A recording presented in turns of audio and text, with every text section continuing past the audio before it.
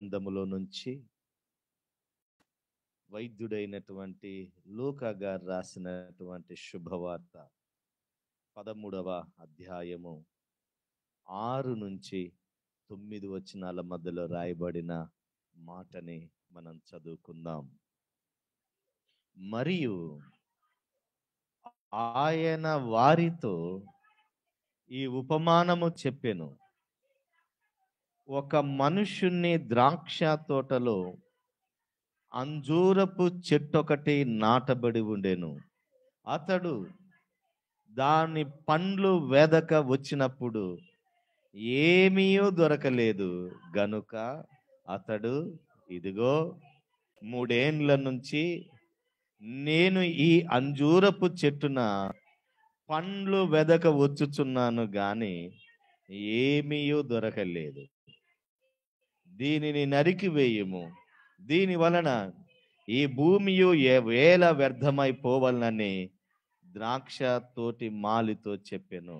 అయితే వాడు, అయ్యా, నేను దాని చుట్టూ త్రవ్వి వెరువు వేయు మట్టుకు ఈ సంవత్సరము కూడా ఉండనిమ్ము, అది ఫలించిన సరే, లేని ఎడల నరికించి వేయుమని ఆ తోటమాలితో యజమానినితో చెప్పాను. దేవుడు ఈ లేఖన భాగమును ఇక ఉదయకాల మనందరి వినికిడిలో దీవించును గాక. ఉంచుదాం, ప్రార్థన చేద్దాం. చిన్న ప్రార్థన చేసుకుందాం. పరిశుద్ధుడవైన మా తండ్రి, నీకు స్తోత్రాలు. నిజముగా తండ్రి, ఈ దినము నీ సన్నిధిలో ఇటు రీతిగా మేము నిలిచి ఉన్నామంటే ఇది నీ కృప ఉన్నది తండ్రి, నీకు స్తోత్రాలు. నిజముగా నాయన, పౌలు భక్తుడు అన్నాడు కదా, నేనేమై ఉన్నానో అది కేవలము దేవుని కృప ఉన్నది అన్నాడు నాయన. అవును తండ్రి, పౌలు భక్తుడితో అన్నావు కదయ్యా, పౌలు, నా కృప నీకు చాలును అన్నావు తండ్రి, నీకు స్తోత్రాలు. అవును తండ్రి, ఈ 2025లో సంఘముతో మాతో అయా నీ కృప మాకు చాలును ప్రభువా, మీకు స్తోత్రాలు, వందనాలు. నా జ్ఞానము సరిపోదు ప్రభువా, నీ దీన సేవకుని నీ జ్ఞానముతో నింపండి నాయన. నీ ప్రజలతో, నాతో, మా అందరితో మీరు మాట్లాడండి అయ్యా. మా జీవితాలకు కావలసింది తండ్రి బంగారము, వెండి, వైడూర్యాలు కాదయ్యా, నీ వాక్యం మాకు కావాలి నాయన. అయ్యా, వెండి బంగారాల కన్నా కొరదగినది నీ వాక్యము తండ్రి. మా ఆత్మలు రక్షించుటకు శక్తి కలిగినది నీ వాక్యము తండ్రి. ఆ వాక్యమును తండ్రి నీ నాయన, నీ దీన సేవని హృదయములో ఉంచి నీ ప్రజలతో, మా అందరితో మీరు మాట్లాడమని, వినగలిగిన మనస్సును, గ్రహించగలిగినటువంటి హృదయమును మా అందరికీ దయచేయమని యేసుక్రీస్తు వారి నామములో ఈ ప్రార్థన అడుగుచున్నాను తండ్రి. ఆమేన్, ఆమేన్, ఆమేన్. నందు ప్రియమైనటువంటి దేవుని సంఘ ఉదయకాల సమయములో ఆరాధనకి చేరి, ఈ కృతజ్ఞత నూతన సంవత్సర ఆరాధనకి చేరి వచ్చినటువంటి మీ అందరికీ కూడా మన ప్రభును, మన రక్షకుడునైన యేసుక్రీస్తు వారి నామములో మీ అందరికీ నా హృదయపూర్వకమైనటువంటి వందనాలు చెల్లిస్తున్నాను. మరొకసారి మీ అందరికీ కూడా నూతన సంవత్సర శుభాకాంక్షలు. Wish you happy new year. Happy new year. నమస్కారానికి ప్రతి నమస్కారం సంస్కారం. అందరం చెప్దాం, wish you happy new year. పక్క వారికి షేక్ హ్యాండ్ ఇచ్చి చెప్పండి, wish you happy new year చెప్పాలి అందరు. నాన్న కొంచెం ఇటు జరుగు తమ్ముడు, కొంచెం ఇటు జరిగినాను. Wish you happy new year. అందరికి చెప్పాలి అందరం. నిజంగా నేను దేవుణ్ణి ఈ సమయంలో ఒక మనవిని కోరుకుంటున్నాను. ఏంటి దేవుని సన్నిధిలో దేవుని ఒక మనవిని కోరుకుంటున్నానంటే, మనందరము కూడా ఇదే విధంగా పరలోక రాజ్యానికి వెళ్ళిపోతే బాగుండని కోరుకుంటూ ఉన్నాను. మీకు ఎవరికి రెస్పాన్స్ కావట్లేదు. మీరు నేనేమన్నాను? ఇదే విధంగా మనందరం కలిసి ఎక్కడికి వెళ్ళాలంటున్నాను? ఎక్కడికి వెళ్ళాలి మనం? పరలోకానికి వెళ్ళాలి. వెళ్తే ఎంత బాగుంటుందో కదా. కన్నీళ్ళు లేవు, బాధలు లేవు, దుఃఖము లేదు, వేదన లేదు. ఈ మధ్య కాలంలో ఒకసారి సరితక్కతో ఒక మాట అన్నా, ప్రభు తొందరగా వస్తే బాగుండక్క అంటే, అక్క అంటుంది, అన్న నువ్వు బోధమని బాగానే అంటున్నావు కానీ మా వాళ్ళు చాలా మంది ఉన్నారు ఆయనని అంటున్నాడు. దేవుడు ఇంకా రావటం లేదంటే కారణం ఏంటంటే, ఇంకా మనకేమి ఇస్తున్నాడు దేవుడు? సమయాన్ని ఇస్తూ ఉన్నాడు. నాన్న కూర్చోవాలా? నాన్న జాయ ఏం పేరురా? జోయల్. అమ్మ ఆరాధ్య తల్లి నువ్వు కూర్చోవాలి నాన్న. కూర్చో తమ్ముడు, కూర్చో, ఏం కాదు, కూర్చో.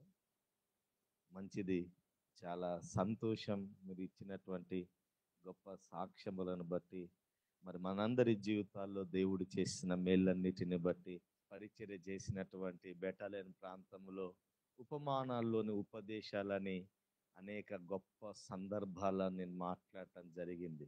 అప్పుడు అంత యూట్యూబ్ ఇవన్నీ కూడా మనకు అందుబాటులో లేవు, కానీ చాలా అద్భుతమైనటువంటి వివరణలు ఆ సమయంలో పరిశుద్ధాత్మ దేవుడు నా నుండి సంఘానికి ఎన్నో విలువైనటువంటి సందేశాలని అందించాడు. ఎన్నో ఉపమానాలు యేసుక్రీస్తు ప్రభుల వారు తెలియజేశాడు.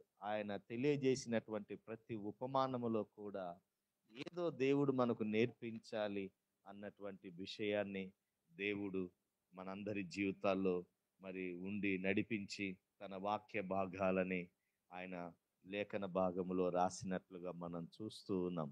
ఈ చదవబడినటువంటి ఈ లేఖన భాగములో మనం చూసినట్లయితే ఒక ప్రాముఖ్యమైనటువంటి మాటని నేను తీసుకున్నాను ఈరోజు. ఏంటి ఆ ప్రాముఖ్యమైనటువంటి మాట అని మనం చూడగలిగితే, ఆ 7వ వచనములో అంటున్నటువంటి మాటని 8వ వచనంలో, క్షమించండి, 8వ వచనములో ఉన్నటువంటి మాటను మనం చూడగలిగితే, ఈ సంవత్సరము కూడా ఉండనిమ్ము. యజమానుణ్ణి తోటమాలి రిక్వెస్ట్ చేస్తూ ఉన్నాడు, అడుగుతూ ఉన్నాడు.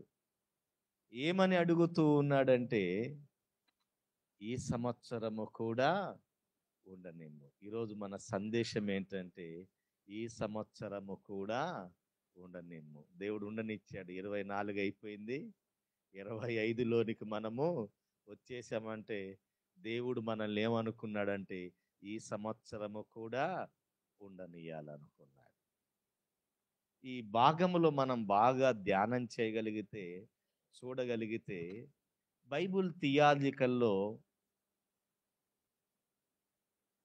సందేశాలను సిద్ధపరచడానికి దైవజనులకి కొన్ని సందర్భాలను నేర్పిస్తారు. బైబుల్ సెమినరీలో, బైబుల్ కాలేజీలో ఒక ప్రాసను నేర్పిస్తారు.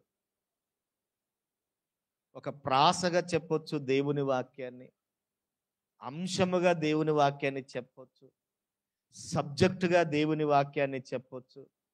ఆ వాక్యములో చదవబడిన ఈ 6 నుంచి 9 వచనాల్లో రాయబడినటువంటి మాటల్లో ఉన్నటువంటి విశేషాలేంటో కూడా మాట్లాడవచ్చు సందర్భాన్ని బట్టి.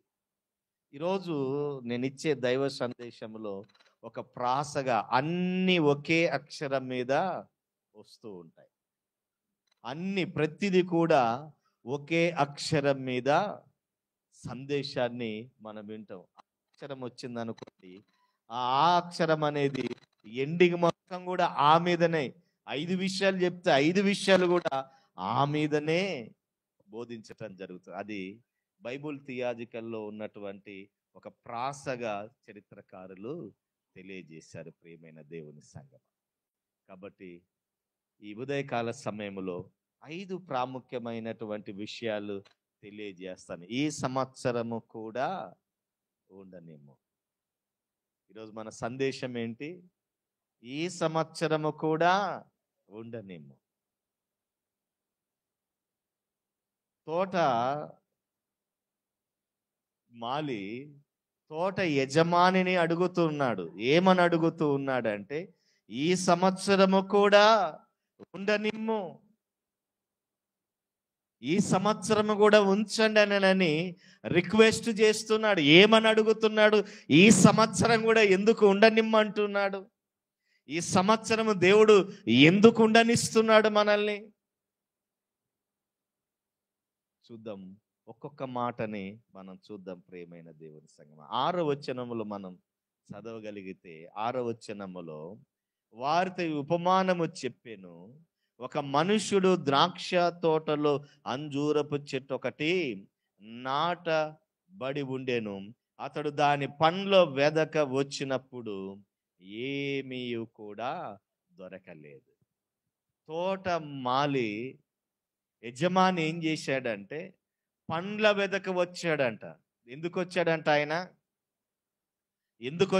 ఆయన? తోట వేశాడు. తోట వేసినటువంటి ఆ తోట యజమాని ఎందుకు వస్తాడు తోట దగ్గరికి? దేనికోసం వస్తాడు తోట దగ్గరికి?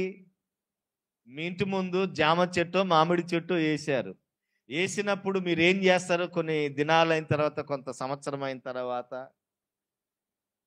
యజమాని మీరే గనక, వేసింది మీరే గనక ఏం చేస్తారు? ఆ చెట్టు దగ్గరికి వెళ్ళి, ఆ చెట్టు దగ్గర ఏమైనా ఫలం ఏమైనా దొరుకుతుందేమోనని చూస్తాం సహజంగా. అయితే యేసుక్రీస్తు ప్రభుల వారు ఆ యొక్క పొలం దగ్గరికి వచ్చాడంట. ఆ తోట యజమాని వచ్చాడంట. ఆ యజమాని వచ్చి ఏం చేస్తూ ఉన్నాడంటే, దాన్ని పండ్ల వెదక వచ్చినప్పుడు ఏమీ కూడా దొరకలేదు. మొట్టమొదటిగా ఏం చేసినంటే, తోట యజమాని వచ్చాడు. ఏం వెదక వచ్చాడు? పండ్ల వెదక వచ్చాడు. మొదటి మాట ఏంటంటే వచ్చాడు. రాసుకోండి, మొదటి మాట ఏంటి? వచ్చాడు. మొదటి మాట ఏంటి? వచ్చాడు. ఎక్కడికి వచ్చాడు ఆయన? ఎక్కడికి వచ్చాడు? ఏ తోటలోనికి వచ్చాడు? ద్రాక్ష తోటలోనికి వచ్చాడు. ద్రాక్ష తోటలో ఏ చెట్టును నాటాడు అంటున్నాడు? అంజూరపు చెట్టును నాటాడంట. ద్రాక్ష తోటలోకి వచ్చాడు. ద్రాక్ష తోటలో ఏ చెట్టును నాటాడంట?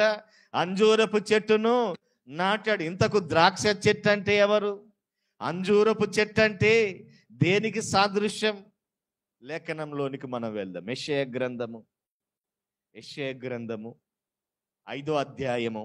యెషయా గ్రంథము 5వ అధ్యాయము 7వ వచనము. యెషయా గ్రంథము 5వ అధ్యాయము 7వ వచనం.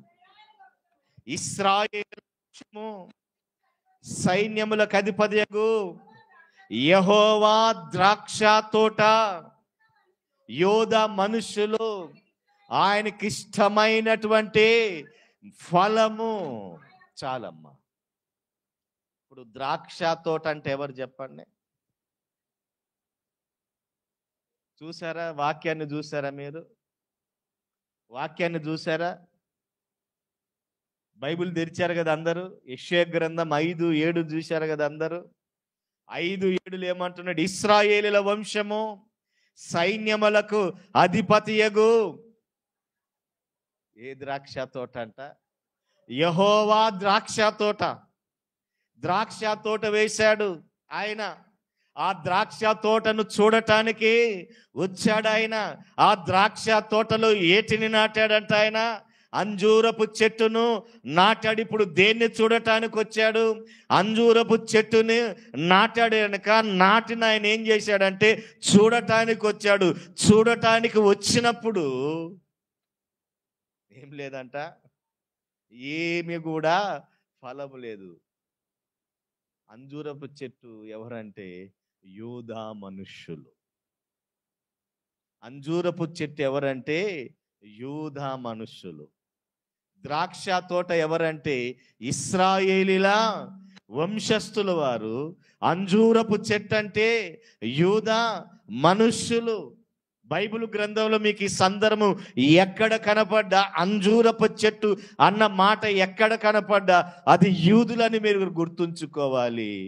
ద్రాక్ష తోట అంటే మీకు ఏమని గుర్తు రావాలి? ఇశ్రాయేలీలని గుర్తుకు రావాలి. వెదక వచ్చాడు ఆయన. ఏం చేయటానికి వచ్చాడంట ఆయన? ఆ ద్రాక్ష తోటలో అంజూరపు చెట్టు నాటినటువంటి ఆయన చూడటానికి వచ్చాడు.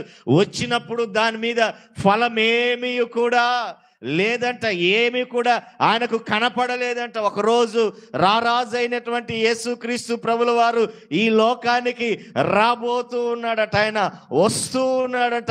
ఆయన వస్తున్నటువంటి ఆ సమయంలో మన జీవితంలో ఫలాలు కావాలి.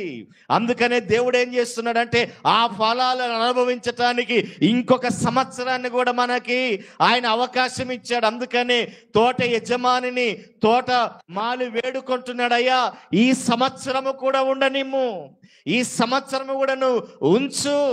అంజురపు చెట్టును నాటావు కదా, అవకాశం ఈ సంవత్సరం కూడా. నువ్వు ఇంకా రాకయ్యా, నువ్వు త్వరగా రాకయ్యా. ఇంకా రక్షణ పొందేవారు చాలా మంది ఉన్నారు, ఇంకా మారు మనసు పొందవలసిన వారు చాలా మంది ఉన్నారు, ఇంకా పాపములో జీవించేవారు చాలా మంది ఉన్నారు. మీరు త్వరగా రాకండి అయ్యానని తోటమాలి ఏం చేస్తున్నాడంట? యజమానుణ్ణి వేడుకుంటూ ఉన్నాడు.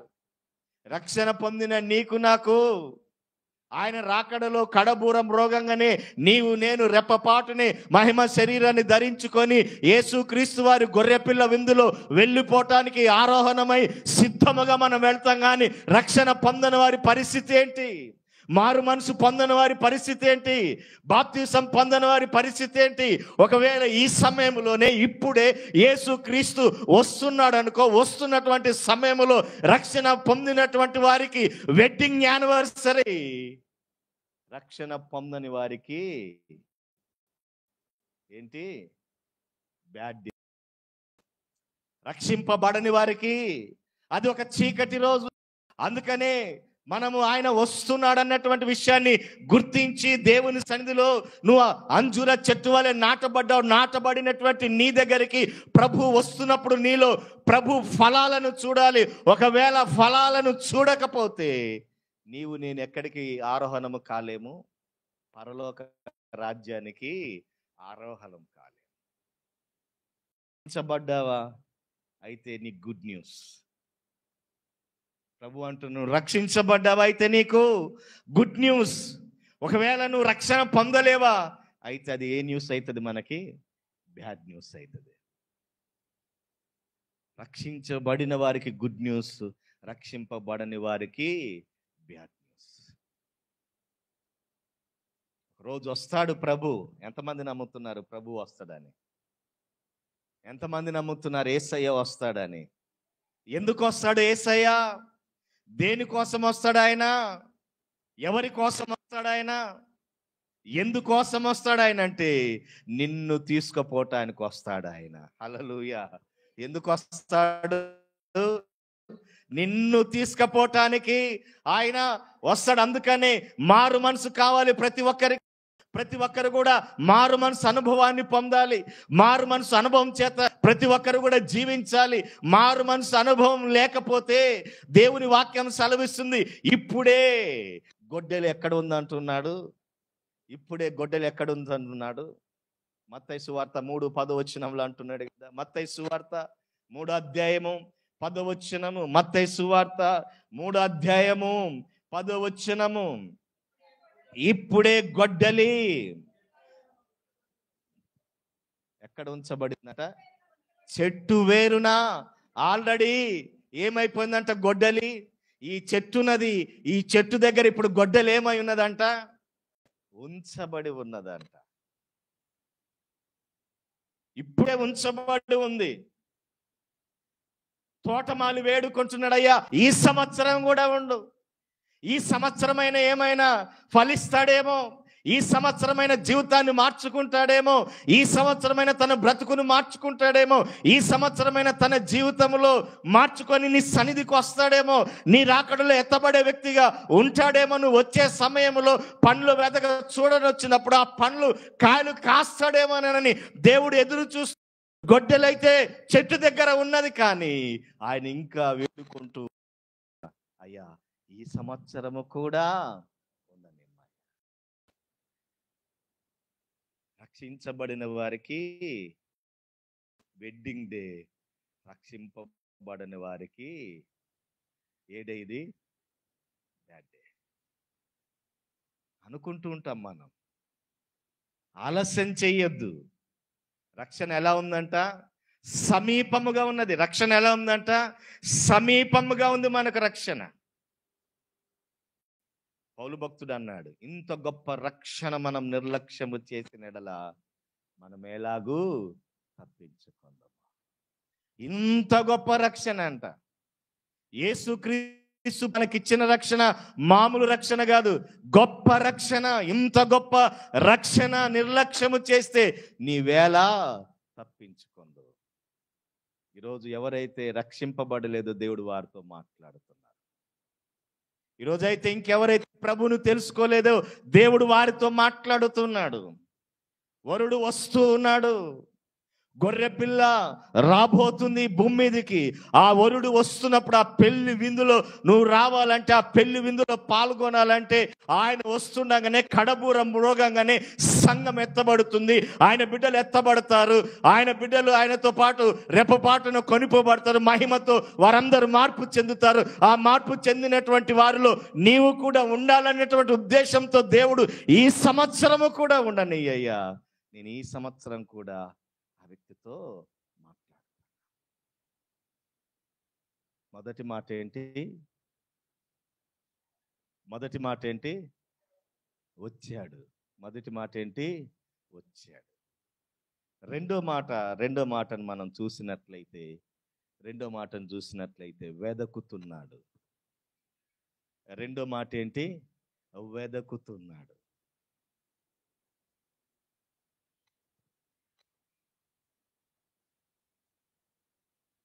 వచ్చాడు. వచ్చిన ఆయన ఏం చేస్తున్నాడు? ఆ ద్రాక్ష తోటలో అంజూరపు చెట్టు దగ్గరకు వచ్చి ఏం చేస్తున్నాడంట? ఆయన ఏం వెతుకుతూ ఉన్నాడు? దేనికోసం వెతుకుతున్నాడు? ఎందుకు వెతుకుతున్నాడు? దేనికోసం వెతుకుతున్నాడు? యూదా అంజూరపు చెట్టుగా పోల్చాం కదా మనం, బైబిల్లో రాయబడిన మాట. యూదా ఎవరు? అంజూరపు చెట్టు. నాటాడు కదా, నాటిన ఆయనకి హక్కు ఉంటుందా ఉంటుందా? సృష్టించిన ఆయనకి హక్కు ఉంటుందా ఉండదా? ఖచ్చితంగా ఉంటుంది. ఆయన వెతుకుతూ ఉన్నాడు. ఆయన నాటాడు గనక, ఆయన పెట్టాడు గనక వెతుకుతూ ఉన్నాడు. ఏమైనా ఫలాలు కనపడతాయేమోనని వెతుకుతూ ఉన్నాడు. ఆయన ఎన్నేళ్ల నుంచి వెతుకుతూ ఉన్నాడో తెలుసా? ఎన్నేళ్ల నుండి వెతుకుతున్నాడు ఆయన? 3 ఏండ్ల నుండి వెతుకుతూ ఉన్నాడు. ఎందుకు వెతుకుతున్నాడు? ఫలాలు ఏమన్నా కాస్తదు ఏమని వెతుకుతూ ఉన్నాడు. ప్రారంభ మానవునికి నేను లేఖన భాగంలో చదివించాను కదా, ఆదామును దేవుడు సృష్టించినప్పుడు దేవుడు ఆదాముతో అవ్వతో మాట్లాడిన మాట ఏంటంటే, మీరు ఫలించాలి, అభివృద్ధి చెందాలి, భూమిని నిందించాలి. ఎవరితో మాట్లాడాడు ఈ మాట? ఆయన స్వరూపమున, ఆయన పోలికగా చేసుకున్నటువంటి ఆదాము అవ్వతో ఒకరోజు దేవుడు మాట్లాడినటువంటి మాట ఏంటంటే, మీరు ఫలించాలి, మీరు ఆశీర్వదించబడాలి, మీరు దీవించబడాలి, మీరు వర్ధిల్లాలి, మీరు ఫలింపులోనికి రావాలి అని చెప్పి దేవుడు ఒకరోజు ఆదాము అవ్వలను వారిని దీవించినప్పుడు, ఆదాము అవ్వలు తప్పు చేసి పాపము చేసి ఏమయ్యారంటే వారి జీవితములో ఫలించలేని స్థితిలోనికి వెళ్ళిపోయారు. దేవుడు వారిని ఏమన్నాడు? ఫలించమన్నాడు. ఫలించమంటే పాపం చేసి వారు ఏం చేశారు? ఫలించలేకపోయారు. ప్రారంభ సృష్టి ఫలించలేదు. దేవుడు సృష్టించిన ప్రారంభ సృష్టి ఫలించలేకపోయింది. అయితే నూతన సృష్టిగా సృష్టించబడినటువంటి నీవు నేను ఫలించాలి అని దేవుడు కోరుకున్నాడు. పాత సృష్టి ఫలించలేకపోయింది. ఆదాము వాళ్ళు ఫలించలేకపోయారు. దేవుడు వారిని నాటాడు, ఆశీర్వదించాడు, దీవించాడు, ఫలించమన్నాడు, దీవించమన్నాడు, భూమిని నిందించమన్నాడు, సమస్తాన్ని లోబర్చుకోమన్నాడు, మీరు దీవెనకరంగా ఉండనని దేవుడు మాట్లాడితే ఆ రోజు ఆదాము అవ్వలు ఫలించకుండా పాపము చేసి దేవుడిచ్చినటువంటి ఆ ఫలాలను, ఆశీర్వాదాలను ఆ రోజు పోగొట్టుకున్నారు. అయితే యేసు క్రీస్తునందు నీతో నాతో దేవుడు ఆ సృష్టి ఫలించలేకపోయింది. ఈ సృష్టిని ఏమంటున్నాడు దేవుడు? కొరంది 2వ పత్రిక 5:17 అన్నాం కదా, చదివాం కదా. కొరంది 2వ పత్రిక 5వ అధ్యాయం 17వ వచనం. కొరంది 2:5-17. కాగా ఎవడైనను క్రీస్తునందున్న ఎడల వాడు ఏ సృష్టి అంట? నూతన సృష్టి. ఆ సృష్టి అవ్వ ఫలించలేకపోయింది, ఆదాము ఫలించలేకపోయాడు, ప్రారంభ సృష్టి ఫలించలేకపోయింది, ప్రారంభ సృష్టి ఆశీర్వదించబడలేకపోయింది. యేసు క్రీస్తులో ఉన్నటువంటి నీవు నేను దేవుడు ఏం కోరుకున్నాడు తెలుసా? ఫలించాలి. నిన్ను నేను కోరుకున్నాడు ఫలించాలి. నూతన సృష్టిగా చేయబడ్డావు. యేసు క్రీస్తులో నూతన సృష్టిగా నువ్వు చేయబడ్డావంటే నువ్వు ఫలించబడాలని దేవుని కోరిక, నువ్వు ఆశీర్వదించబడాలని దేవుని కోరిక. అందుకనే యోహాను సువార్త 15వ అధ్యాయము 8వ వచనంలో చదివిన లేఖన భాగంలో చూస్తే, మీరు బహుగా ఫలించుట వలన నా తండ్రి మహిమపరచబడతాడు. యేసు క్రీస్తులో ప్రతి ఒక్కరు కూడా బహుగా ఫలించాలనే నూతన సృష్టిగా మార్చబడిన మన జీవితంలో దేవుడు కోరుకుందానంటే నువ్వు బహుగా ఫలించాలి. ఎలా ఫలించాలంటే నీవు బహుగా. అక్క సాక్ష్యం చెప్తూ మాట్లాడిన మాట అదే నా హృదయంలో తట్టింది. ఈ సంవత్సరం ఈ సందేశాన్ని సిద్ధపరుస్తున్నప్పుడు, ఈ సందేశంతో ఉదయకాల సమయంలో సిద్ధపరుస్తున్నప్పుడు దేవుడు ఆ వచనంతోనే, అదే మాటతో దేవుడు మాట్లాడాడు. ఈ 25వ సంవత్సరములో యూనివర్సల్ సంఘములో ఉన్న ప్రతి బిడ్డను దేవుడు ఏం చేయబోతున్నాడు అంటే ఫలింప చెయ్యబోతున్నాడు. ఒక దైవజనుడు నిలబడి చెబుతున్నాడంటే ఊహను బట్టి ఏది జరగదు, ఊహను బట్టి ఏది మాట్లాడము, ఊహను బట్టి ఏది తెలియజేయం. దేవుడు మనల్ని ఫలింపులోనికి తీసుకురావాలి. అందుకని నిన్ను నూతన సృష్టిగా మార్చాడు. నీ ఉద్యోగంలో ఫలించాలి, వ్యాపారంలో ఫలించాలి, నువ్వు చేసిన ప్రయత్నాల్లో ఫలించాలి, నీ చదువుల్లో ఫలించాలి. ప్రతి విషయంలో కూడా నువ్వేం కావాలని దేవుడు కోరుకుంటుందంటే ఫలించాలి. ఈ సంవత్సరం 24లో ఫలించలేకపోయావేమో, అయితే 25లో దేవుడు అంటున్నాడు నువ్వు ఫలించాలి, నువ్వు ఫలించాలి. ఆయన వెదక వచ్చి ఉన్నాడు, కానీ ఫలాలేమి కూడా కనపడలే. గడిచిన సంవత్సరం ఫలాలేమి నీ జీవితంలో కనపడలే. ఏవి నీ జీవితంలో ఫలాలుగా కాయలే. అయితే దేవుడు అంటున్న 25వ సంవత్సరంలో నువ్వు ఫలించే వ్యక్తిగా ఉండాలి, బహుగా ఫలించాలి. ఎలా ఫలించాలి? బహుగా ఫలించాలి. నువ్వు ఉద్యోగములో బహుగా ఫలించాలి. పోయిన సంవత్సరం చాలా మందికి ఉద్యోగాలు మిస్ అయిపోయినాయి కదా. ఈ సంవత్సరం మీరందరూ బహుగా ఫలిస్తారు.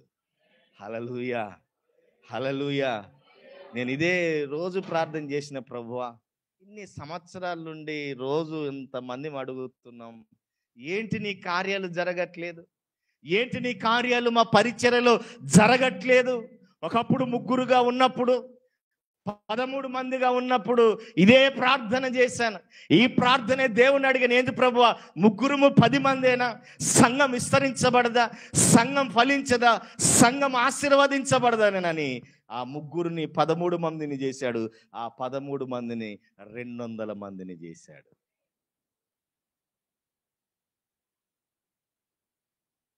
ఫలించాలి. మనం ఏం కావాలి? మనము ఫలించాలి. వేట్లో ఫలించాలి.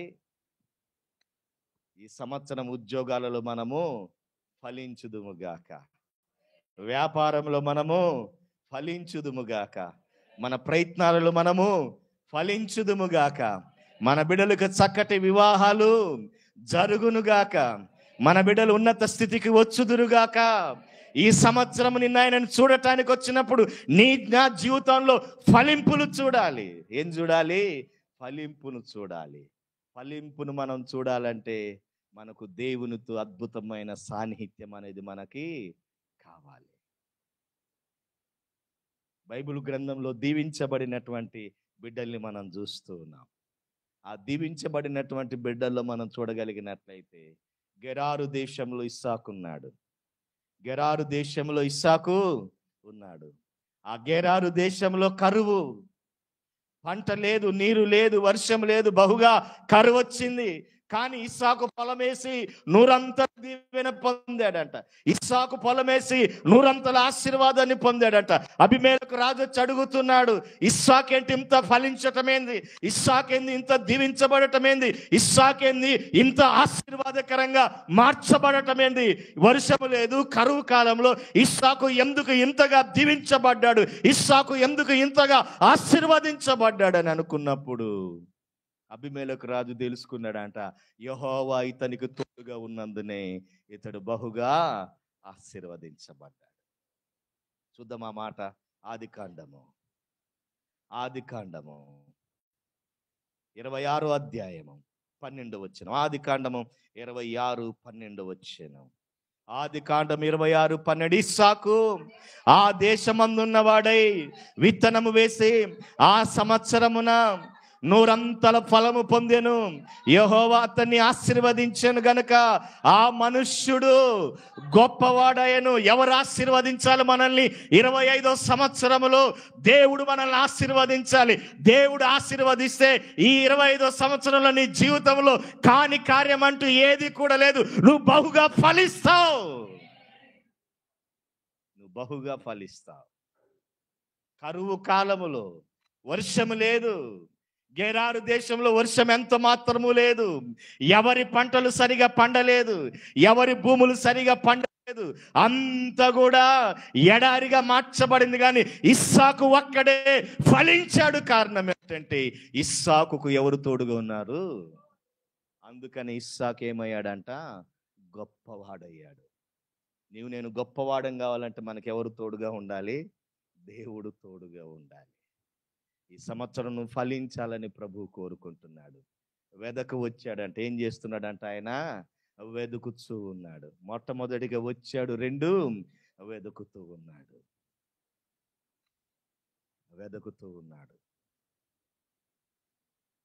ఇస్సాకు దీవించబడ్డాడు. ఇస్సాకు ఎలా దీవించబడ్డాడు? నూరంతల దీవెన. మనుషులందరూ గుర్తిస్తారు నువ్వు ఫలిస్తే. మనుషులందరూ గుర్తిస్తారు నువ్వు దీవించబడితే. మనుషులందరూ గుర్తిస్తారు నువ్వు ఆశీర్వదించబడితే. ఇస్సాకు దీవించబడ్డాడని ఆ ప్రాంతంలో ఆ దేశ రాజు గుర్తించాడంట. ఇస్సాకుకి ఇంత దీవెన ఎలా వచ్చిందంటే ఆ రాజు అంటున్నాడు, యెహోవా అతన్ని ఏం చేశాడంట? గొప్పవాడిగా చేశాడు. యాకోబు కుమారుడైన యోసేపును మనం చూస్తూ ఉన్నాం. యోసేపు దీవించబడ్డాడు. యోసేపు ఆశీర్వదించబడ్డాడు. యోసేపు బహుగా వర్ధిల్లాడు. ఐగుప్తు దేశంలో యోసేపు ప్రధానమంత్రిగా చేయబడ్డాడు. బానిసగా అమ్మపడి పోతిఫర్ ఇంటిలోనికి వెళ్ళాడు. ఫరో ఇంటిలోనికి వెళ్ళాడు. ఐగుప్తు దేశానికి వెళ్ళాడు. ఐగుప్తు దేశంలో పోతిఫర్ ఇంట్లో వెళ్ళిన వెంటనే పోతిఫర్ ఇల్లంతా కూడా దీవించబడుతుందంట. పోతిఫర్ ఇల్లంతా కూడా ఆశీర్వదించబడుతుందంట.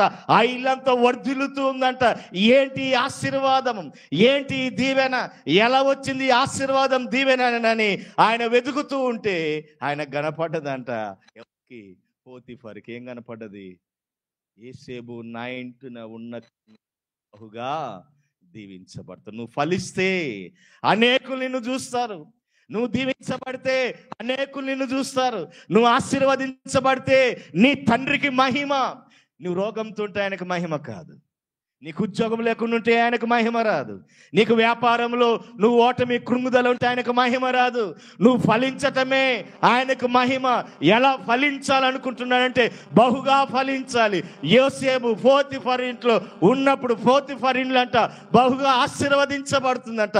పోతిఫర్ గుర్తించాడు, ఇంత ఆశీర్వాదం ఎలా వచ్చింది? యోసేపు నా ఇంట్లో ఉండటం వల్లనే నాకు ఇదంతా ఆశీర్వాదం. కారణం ఎవరు? యోసేపుతో ఎవరున్నారు? దేవుడు తోడుగా ఉన్నాడు. యోసేపుకు దేవుడు తోడుగా ఉన్నాడు. అందుకనే పోతిఫర్ ఇల్లు దీవించబడుతుంది, పోతిఫర్ ఇల్లు ఆశీర్వదించబడుతుంది. యోసేపు చేసేదంతా కూడా సఫలమవుతుంది. యోసేపుకు దేవుడు తోడుగా ఉన్నాడు. ఎక్కడికి వెళ్ళినా యోసేపు దీవించబడుతున్నాడు. ఏ పని చేసినా అది సఫలమవుతుంది. ఏ కార్యం తలపెట్టినా అది సఫలమవుతుంది. దేవుని ఆత్మ కార్యాలు యోసేపు జీవితంలో జరుగుతున్నాయి. ఏ దేశంలో అయితే బానిసగా అమ్మబడ్డాడో ఆ దేశంలోనే రాజుగా చేయబడ్డాడు. అవమానించబడిన చోటే గొప్ప వ్యక్తిగా చేయబడ్డాడు యోసేపు. ప్రియమైన దేవుని వారలారా, కారణం ఏంటంటే యోసేపు ఎవరి చేతిలో ఉన్నాడు? దేవుని చేతిలో ఉన్నాడు. అందుకని యోసేపు బహుగా ఫలించాడు. అందుకని యోసేపుని గురించి రాయబడిన మాట, యాకోబు దీవిస్తే ఏమని చెప్తున్నాడు యోసేపుని గురించి? యోసేపు నువ్వు ఫలించేటి కొమ్మ. యోసేపుని ఏమన్నాడు యాకోబు? యోసేపు నీవు ఫలించడి కొమ్మ. యోసేపు ఎప్పుడు ఫలిస్తూనే ఉంటాడంట. ఆ కొమ్మ ఫలిస్తూ వెళ్ళిపోతూ ఉంది. ప్రియమైన దేవుని సంఘం, వెదక వచ్చినప్పుడు నీలో నాలేం కనపడాలి? ఫలింపు కావాలి. ఆయన వెదుకుతూ ఉన్నాడు. అబ్రహాము జీవితంలో కూడా మనం చూస్తే, అబ్రహాము కూడా కానాను దేశానికి వెళ్ళాడు. కానాను దేశంలో కరువు ఉన్నది, కానీ అబ్రహాము వేసిందంతా కూడా ఆశీర్వదించబడింది. అబీమెలెకు రాజు వచ్చి అబ్రహాముతో అంటున్నాడు, నీ దేవుడైన యెహోవా నీకు తోడుండటం వల్లనే నీవు నూరంతలుగా ఫలించావు. ప్రేమైన దేవుని సంగమ, 25వ సంవత్సరములో దేవుడు నీ నుండి నా నుండి ఏం ఆశిస్తున్నాడో తెలుసా? నువ్వు బహుగా ఫలించాలి. ఎలా ఫలించాలి? నీవు బహుగా ఫలించాలి. 25లో నీవు నేను ఎలా ఫలించాలి? బహుగా ఫలించాలి. మామూలుగా చదవకూడదు. నా నీకు స్తోత్రం అన్నట్టుగా చదవకూడదు. ఎలా చదవాలి? మనస్సు పెట్టి చదవండి. మనస్సు పెట్టి చదవండి. సాధించాలి. జీవితంలో మన దేవుడు మహిమ పరచబడాలి అని ఆశ నీకుంటే, అనేకులు నిన్ను చూచి ఆయనను మహిమపరిచే బిడ్డలుగా ఉండాలంటే, ఆ తోటమాలి, నేనే తోటమాలిని అనుకోండి ఉదాహరణకి, మీరు ఫలించారు. మీరేమై ఉన్నారు? ఫలించారు. ఫలించిన తర్వాత తోటమాలి దగ్గరికి వచ్చారా? ఫలించోళ్ళ దగ్గరికి వస్తారా? నువ్వు కారు కొన్నావు అనుకోండి, ఎవరి దగ్గరికి వస్తారు? నువ్వు ఇల్లు కొన్నావు అంటే ఎవరి దగ్గరికి వస్తారు? నా దగ్గరికి వస్తారా? నీ దగ్గరికి వస్తారా? చెప్పట్లేదు మీరు. నా దగ్గరికి రారు. మీరు ఫలిస్తే మీ దగ్గరికి వస్తారు. తోటమాలి దగ్గరికి ఎవరు రారు. గుర్తుపెట్టుకోండి. ఎవరి దగ్గరికి వస్తారు? ఫలించే వాళ్ళ దగ్గరికి వస్తారు. ఫలించే ఇంటికి వస్తారు. నువ్వు కారు కొన్నావు అనుకోండి, నువ్వు ఫలించినట్లే. ఏదో డంబం కోసమో వేటి కోసమో కాదు ఈ మాటలు చెప్పేది. చాలా మంది ఏమనుకుంటుంటాం, దేవుని బిడ్డలకి దేవుడు ఏది ఇచ్చినా కూడా వారు ఏమంటారంటే, దేవుడిస్తేనేది పొందుకున్నాను, దేవుడిస్తేనేది పొందుకున్నాను. వారిలో గర్వపు మాటలు ఉండవు. వారిలో గర్వంగా మాటలు కనపడవు. ఈ కారు పొందుకున్నానంటే ఆయన ఇస్తేనే పొందుకున్నాను. ఈ గృహాన్ని పొందుకున్నానంటే ఆయన ఇస్తేనే పొందుకున్నాను. ఇప్పుడు తోటమాల దగ్గరికి వస్తారా? ఫలించిన వాళ్ళ దగ్గరికి వస్తారా? చెప్పండి. మీరు కారు కొంటే అందరు ఎవరి దగ్గరికి వస్తారు? మీ దగ్గరికి వస్తారు. మీ బంధువులు ఎవరింటికి వస్తారు? మీ ఇంటికి వస్తారు. నువ్వు ఇల్లు కొంటే నీ దగ్గరికి వస్తారు. నా దగ్గరికి వస్తారా? మీ బంధువులు నా దగ్గరికి వస్తారా? మీరు ఇల్లు కొంటే నా కాడికి వస్తారా? చెప్పండి. మీరు కారు కొంటే నా కాడికి వస్తారా? మీ దగ్గరికి వస్తారా? మీరు బంగారం కొంటే నీ దగ్గరికి వస్తారా? నా దగ్గరికి వస్తారా? చెప్పాలి. నీ దగ్గరికే వస్తారు. ప్రియమైన దేవుని సంగతి, ఫలించాలి. ఎలా ఫలించాలంట? దేవుని చేత ఫలించే వాళ్ళు ఎలా ఉంటారో తెలుసా? ఇస్సాకు వలె క్రమముగా వాళ్ళు ఏమవుతారంట? ఫలిస్తారు. కొంతమంది ఫలిస్తారు. కొంతమంది ఎలా ఫలిస్తారు? చూద్దాం ఎలా ఫలిస్తారో వాళ్ళు కూడా. ఇదే 15వ అధ్యాయము, యోహాను సువార్త 15వ అధ్యాయం 16వ వచనం. 15వ అధ్యాయము 16వ వచనం. 15వ అధ్యాయము 16వ వచనం. ఒక్కళ్ళు చదవండి. మీరు నన్ను ఏర్పరచుకొనలేదు, మీరు నా పేరట తండ్రిని ఏమి అడుగుదురో అది ఆయన మీకు అనుగ్రహించినట్లు మీరు వెళ్ళి ఫలించుటకును మీ ఫలము నిలిచియుండుటకును. చాలు. మీరు ఏమంటున్నాడు? మీరు వెళ్ళి ఫలించుటకును మీ ఫలము నిలిచియుండుటకును నేను మిమ్మల్ని ఏర్పరచుకొని నియమించితిని. ఫలం ఏం కావాలంట మనకి? ఫలం ఏం కావాలంట మనకి? కొంతమంది ఫలిస్తారు, ఆవేశంతో ఫలిస్తాం. అప్పటికప్పటికే వచ్చేస్తాయి. అప్పటికప్పటికే వచ్చేస్తాయి. 3 నెలల్లోనే అన్ని వచ్చేస్తాయి. నెలలోనే అన్ని పోతాయి. 3 నెలల్లో అన్ని వచ్చేస్తాయి. నెలలో ఏమైపోతాయి? అన్ని పోతాయి. అందుకని ఏమంటున్నాడు? మీ ఫలము నిలిచి ఉండాలి. ఏముండాలంట? మన ఫలము నిలిచి ఉండాలి. నువ్వు ఆశీర్వదించబడ్డావు, నువ్వు దీవించబడ్డావని అనేకులకు తెలియాలంటే ఆ ఫలము నిలిచి ఉండాలి, ఆ గృహము నిలిచి ఉండాలి, ఆ ఉద్యోగం నిలిచి ఉండాలి. ఆవేశంతో వచ్చే ఆవేశంగానే వెళ్ళిపోతాయి. కానీ దేవుడు నిన్ను దీవిస్తే ఎలా ఉంటుందంటే ఆ ఫలము ఎప్పుడు నీ దగ్గర నిలిచే ఉంటుంది. ప్రియమైన దేవుని వల్ల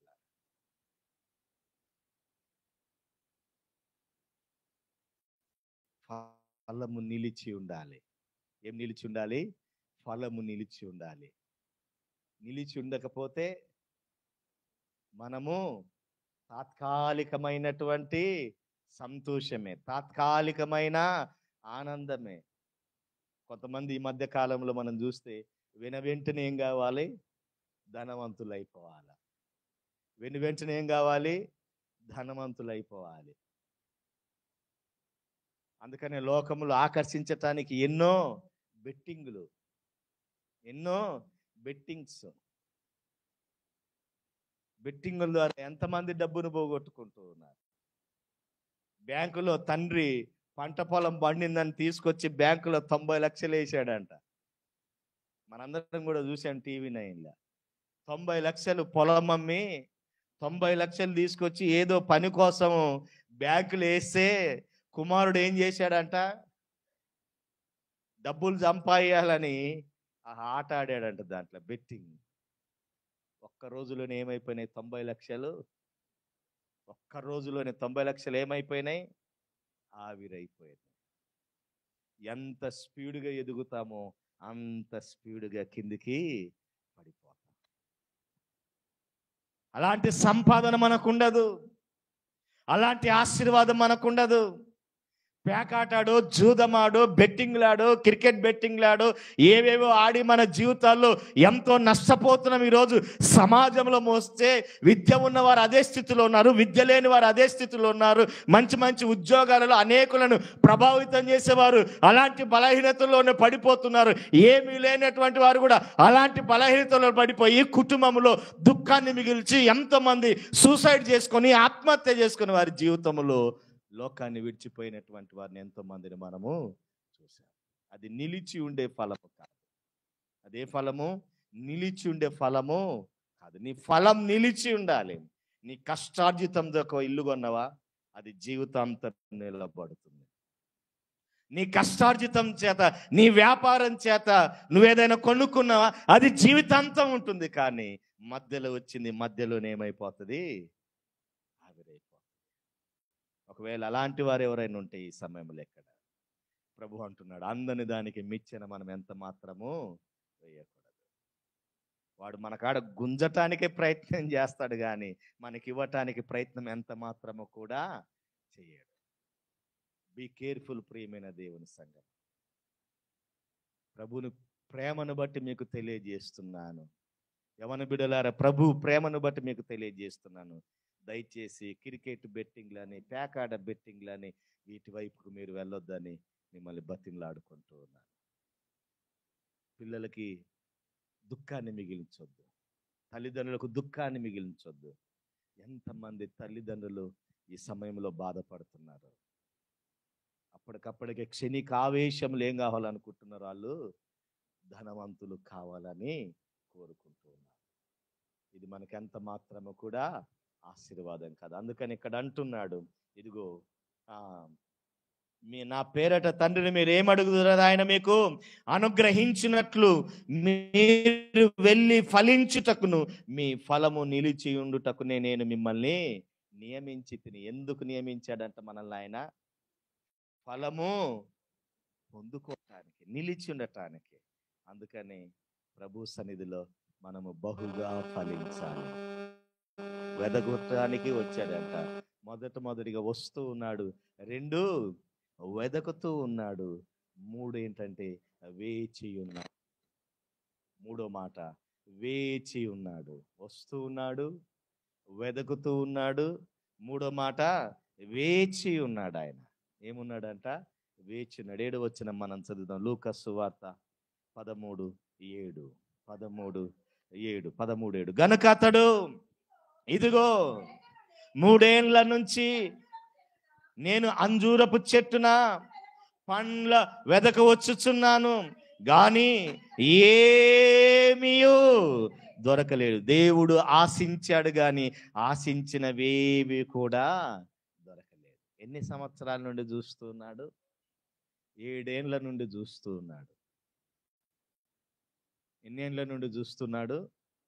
7 ఏండ్ల నుండి చూస్తున్నాడని నేను అంటున్నా. 3 ఏండ్లని మీరు అంటున్నారు. కొంచెం చెల్లి లైన్ లేకొచ్చింది. ఎన్ని ఏండ్ల నుండి చూస్తున్నాడు? ఈడ రాయబడిన మాట ఏమో 3 ఏండ్ల నుండి అంటున్నాడు, కానీ 7 ఏండ్ల నుండి దేవుడు ఎదురు చూస్తున్నాడంట, వెతుకుతున్నాడు. ఏమన్నా దొరుకుతాయేమో. 3 ఏండ్ల కాపు ఇశ్రాయేలీయులు భుజించరు. 3 ఏండ్ల కాపు ఇశ్రాయేలీయులు భుజించరు. 4వ ఏడు వదిలిపెడతారు. ఆ తర్వాత 3 ఏండ్ల తర్వాత వచ్చిన కాపును వారు తీసుకుంటారు. అది ఇశ్రాయేలుకు ఉన్నటువంటి పద్ధతి. లేవీల కాండము చూద్దాం మనం ఒకసారి ఆ మాటని. లేవీ కాండము 19వ అధ్యాయము 23, 24 వచనాలు. లేవీ కాండము 19, 23, 24. లేవీ కాండము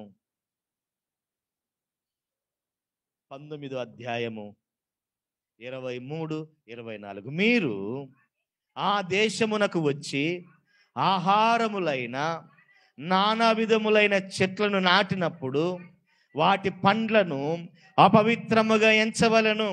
వాటి కాపు మీకు ఎక్కువగా ఉండినట్లు అవి 3 సంవత్సరముల వరకు మీకు అపవిత్రములుగా ఉండవలను. వాటిని తినకూడదు. 4వ సంవత్సరమున వాటి ఫలములన్నీ యెహోవాకు ప్రతిష్ఠితమైన స్తుతియాగ ద్రవ్యములగునగును. 5వ సంవత్సరమున వాటి ఫలములను తినవచ్చును. 5వ సంవత్సరమున వాటి ఫలములను తినవచ్చును. 3 సంవత్సరాలు ఏమై కావాలంట? 3 సంవత్సరాలు ఏం కావాలంట? అవి అపవిత్రములుగా ఎంచుతారు ఇశ్రాయేలీయులు, యూదులు. ఇప్పుడు యేసుక్రీస్తు ప్రభుల వారు ఇశ్రాయేలీయుడు యూదుడా కాదా? యూదుడు, ఆయన ఇశ్రాయేలుడు. ఇప్పుడు 3 సంవత్సరాలు పండ్లను విడిచిపెట్టాడా? విడిచిపెట్టలేదా? విడిచిపెట్టేశాడు. 4వ సంవత్సరం ఏమంటున్నాడు? 4వ సంవత్సరం ఆ, వాటి ఫలములన్నీ యెహోవాకు ప్రతిష్ఠితులు, అంటే దేవునికి ఇచ్చేసేయాల. ఆ తర్వాత మనం లూకా సువార్తలో చదివాం కదా, 3 సంవత్సరాలు, 4 3 ఎన్ని 7 సంవత్సరములు. ఇప్పుడు యేసుక్రీస్తు ఎన్ని సంవత్సరాల నుండి చూస్తూ ఉన్నాడు? 7 సంవత్సరాల నుండి చూస్తున్నాడు. 7 సంవత్సరాల నుండి చూసిన ఆ చెట్టు ఫలిస్తుందా? ఆ చెట్టు కాస్తుందా? ఆ చెట్టు ఫలాలు ఏమైనా వస్తున్నాయా? 10 సంవత్సరాలైంది మందిరానికి వచ్చి, ఫలిస్తున్నామా? 5 సంవత్సరాలైంది మందిరానికి వచ్చి, ఫలిస్తున్నామా? బైబిల్ పట్టుకొని 20 సంవత్సరాలైంది, ఫలిస్తున్నామా? మనం ఫలింపులోనికి వస్తున్నామా? 7 సంవత్సరాలు ఎదురు చూశాడు ఏమని, 7 సంవత్సరాలు ఎదురు చూస్తున్నాడు ఫలిస్తుందేమని. సంవత్సరాల నుండి ఆ చెట్టు దగ్గరికి వెళుతున్నాడు, ఇది ఫలిస్తుందో ఏమోనని. 7 సంవత్సరాలైన ఆ చెట్టు ఏమైపోయింది? ఫలించటం లేదు. ప్రియమైన దేవుని సంగమ, ఫలించలేని స్థితిలో ఉంది. ఈరోజు నువ్వు ఎన్నో సంవత్సరాల నుంచి దేవుని మందిరానికి వస్తున్నాం. నీవు నేను ఎన్నో సంవత్సరాల నుండి దేవుని ఆలయానికి వస్తున్నాం. బైబిల్ పట్టికైనా వస్తున్నాం. 10 ఏళ్ళైంది, 5 ఏళ్ళైంది, 20 ఏళ్ళైంది, 15 ఏళ్ళైంది, కానీ మన జీవితాల్లో ఫలింపు లేదు. మన జీవితంలో ఫలించని అనుభవంలో ఉన్నాం. మారు మనసు తగిన ఫలాలు మన జీవితంలో లేవు. వెతుకుతూ ఉన్నాడంట ఆయన, వెతుకుతూ వేచి చూస్తూ ఉన్నాడంట. 3ది ఏం చూస్తున్నాడంట? వేచి చూస్తూ ఉన్నాడు. ఎన్ని సంవత్సరాలు ఎదురు చూస్తున్నాడు? 5 ఏళ్ళు ఎదురు చూశాడు ఆయన నీకోసం. 24లో ఫలిస్తావేమో అనుకున్నాడు, 23లో ఫలిస్తావేమో అనుకున్నాడు, 21లో ఫలిస్తావేమో అనుకున్నాడు, 20లో, 19లో, 18లో, 10లో ఫలిస్తావేమో అనుకున్నాడు, కానీ ఫలాలు కనపడట్లే. తోటమాలి వేడుకుంటున్నాడు, అయ్యా ఈ సంవత్సరం కూడా ఉండనివ్వు దాన్ని. తోటమాలి లేకపోతే మన పరిస్థితి ఏంటండి?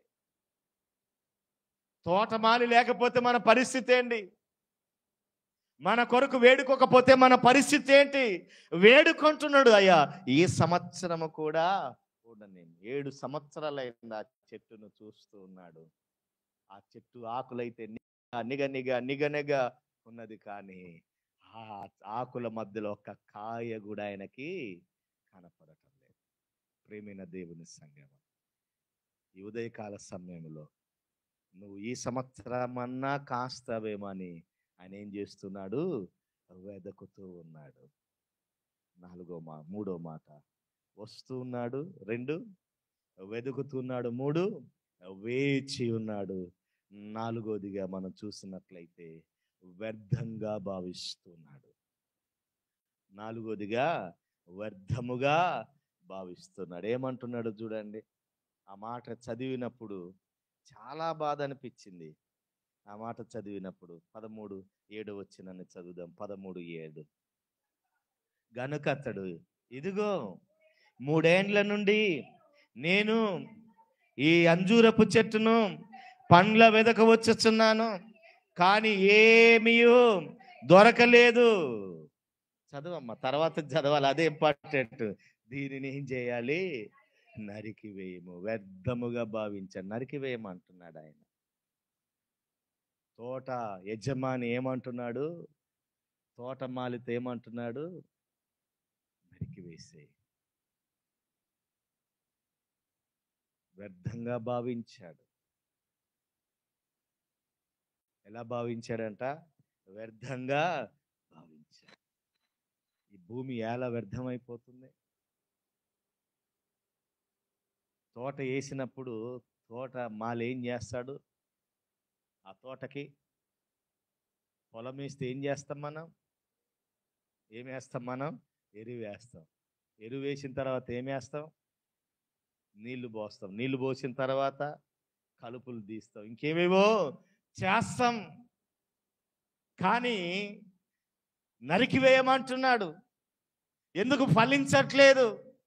వెతుకుతూ ఉన్నాడు. 7 సంవత్సరాల నుండి చూస్తున్నాడు, కానీ వాక్యం చెబుతూ ఉన్నాం, ప్రార్థనలు చేస్తున్నాం, ఇన్ని కార్యాలు చేస్తున్నా కూడా ఏదో వస్తున్నాం, వెళ్ళిపోతున్నాం, వ్యర్థముగా భావిస్తున్నాం. తోటమాలి కోపం వచ్చింది. యజమాని కోపం వచ్చిందయ్యా, తీసే ఈ సంవత్సరం ఇంకెందుకు, అది ఎందుకు ఇస్తున్నావు, ఆ చెట్టుని ఎందుకు ఉండనిస్తున్నావు, నరికివేయి. ఎందుకు దానికి ఎందుకు నీళ్ళు ఎందుకు పెడుతున్నావు, దాని భోగోగులు ఎందుకు చూస్తున్నావు? ఆ చెట్టు ఇంకా పెరగటానికి ఎంత ఎరువు వేస్తావు, ఎంత నీరును పోస్తావు, ఎంత సేద్యం చేస్తావు, ఆ భూమిని ఎంత బాగు చేస్తావు, అది ఎంత బాగు చేసినా మార్పు చెందట్లేదు, ఆ చెట్టును నరికివేసేయి. ఎన్నో సంవత్సరాల నుండి వాక్యం వింటుంటాం, ఎన్నో సంవత్సరాల నుండి వాక్యాన్ని చదువుతుంటాం, ఎన్నో సంవత్సరాల నుండి దేవుని మందిరానికి వస్తుంటే కానీ ఒక నిశ్చయత మనకుండదు, ఒక నిశ్చయత మనకుండదు. నీకు నీరు పోస్తున్నాడు ఆయన నీకు ఎరువు పెడుతున్నాడు. వాక్యం అనే నీరును ప్రతి ఆదివారం కూడా పోస్తున్నాడు. వాక్యం అనే నీరుని నీకు అందిస్తూ ఉన్నాడు, నీకు ఎరువునేస్తున్నాడు, ఆహారాన్ని ఇస్తున్నాడు, ఆత్మీయ ఆహారాన్ని పెడుతున్నాడు, సమస్తాన్ని నీకు సమకూర్చుతున్నాడు. కానీ నువ్వు ఎలా ఉన్నావు? ఫలించలేని స్థితిలో వ్యర్థంగా భావిస్తున్నాడు ఆయన. ఇక దానికి వాక్యం పెట్టకు, దాని కొరకు ప్రార్థన చేయకు, విడిచిపెట్టేసేయి, దాన్ని నరికివేసే. దానివల్ల ఏ ప్రయోజనం లేదు. ఎన్ని సంవత్సరాలు, ఎన్ని వారాలు వాక్యం విన్నా, ఎన్ని సంవత్సరాలు వాక్యం విన్నా, ఎన్ని సంవత్సరాలు వారి కొరకు ప్రార్థన చేసినా వారు మారరు, వారు రక్షించబడరు, వారు దేవునిలోనికి రారు, వారు పశ్చాత్తాపపడరు, వారు మారు మనసు రారు, వారు దేవుని మందిరానికి వారు పశ్చాత్తాపపడరు, దేవుణ్ణి వేడుకోరు. ప్రతి సంవత్సరం ఏదో ఆనవాయితీగా వస్తుంటారు, వెళుతుంటారు. అలాంటి దాన్ని నరికివేసాయి అంటున్నాడు దేవుడు. ప్రియమైన వారు, నరికివేసే. వ్యర్థముగా భావిస్తున్నాడు. ఎలా భావిస్తున్నాడంట ఆయన? వ్యర్థముగా భావిస్తున్నాడు. ఫలం ఇవ్వటం లేదు. మరి ఎదురు చూస్తూ ఉన్నాడు, ఈ సంవత్సరం ఏమైనా ఫలం పొందుతావేమో, నీలో ఆ ఫలాలను చూడాలనుకుంటున్నాడు. గలతీ పత్రిక 5లో మనం చూస్తున్నాం కదా, ఆత్మ ఫలాలు. ఏ ఫలాలు? ఆత్మ ఫలాలు. ఆ ఫలాలు మనలో కనపడతాయేమని చూస్తున్నాడు ఆయన. ప్రియమైన దేవుని వారు, ఫలాలు కనపడటం లేదు, ఏ ఫలం కనపడట్లేదు. అందుకని దేవుడు ఒక నిర్ణయానికి వచ్చాడు. ఏంటి ఆ నిర్ణయం అంటే? నరికి వేయము. ఏంటి ఆ నిర్ణయము? నరికి వేయమంటున్నాడు. ఫలించకపోతే ఏమైపోతుంది? గొడ్డెలుంది రెడీగా. గొడ్డెలు ఏముంది? రెడీగా ఉంది. 25లో మనం ఫలించకపోతే గొడ్డెలు ఏమైపోతుంది? వేరు చెట్టు కిందనే ఉన్నది, ఆ నరికితే ఏమైపోతుంది? ఒక్కసారి ఆలోచన చేయండి ప్రియమైన దేవుని సంగతి. దేవుడు ప్రతి ఆదివారం నీరు పోస్తున్నాడా మీకు? ఆహారం ఇస్తున్నాడా మీకు? ప్రతి ఆదివారం తోటమాలి మీకు అన్ని సమకూరుస్తున్నాడు కదా. వాక్యానుసారంగా మీరు ఇలా ఉండాలని. యజమాని ఇష్టపడాలి నిన్ను, యజమాని ఇష్టపడాలి, యజమాని నువ్వు కావాలని కోరుకోవాలి. ఎలా వ్యర్థమైపోతుంది, వ్యర్థంగా భావించాడు. 4 మాటలు చెప్తారా? మొదటి మాట, వచ్చాడు. 2, వెదికాడు. 3, వేచి ఉన్నాడు. 4, వ్యర్థమని భావించాడు.